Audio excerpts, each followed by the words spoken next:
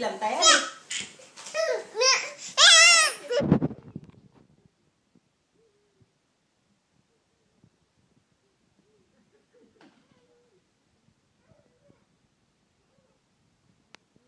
Vi té nè, té nè Vi.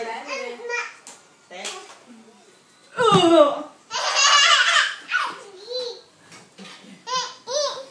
Trời nó chữa làm đẹp nha, phớt phớt màu đẹp ghê.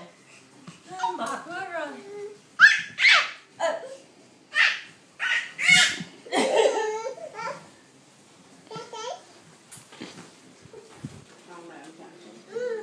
Trời ơi mấy con người mẫu đẹp. Mặt tay trẻ kìa. Không hiểu không? Đồ như vậy có ngàn hay triệu sau nó cho đi.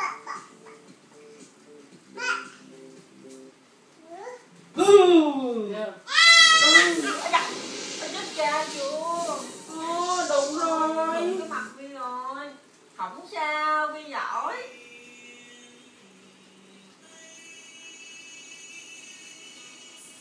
Sao không đỏ rồi?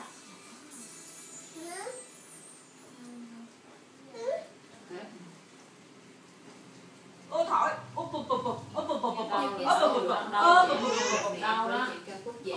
Sao đẹp mắt. Đi đâu á, không chơi nè.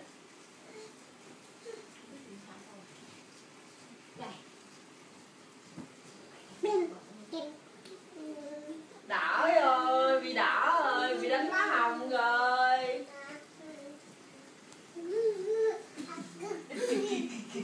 Trời ơi sao nó trắng đỏ đi con. Da nó mềm rồi. Đụng ở đâu? Đau lắm á. Đỏ. Rồi coi. Trời ơi đỏ rồi. Quá ngày mai nó bầm tím cho coi, bỏ đảm con á. Không sao. Da ăn đứt mà. Bữa nay vui quá không khóc nhưng mà bữa là khóc rồi đó. Nào Thương. Thương. Đi tao qua. Ăn tao. Đâu à.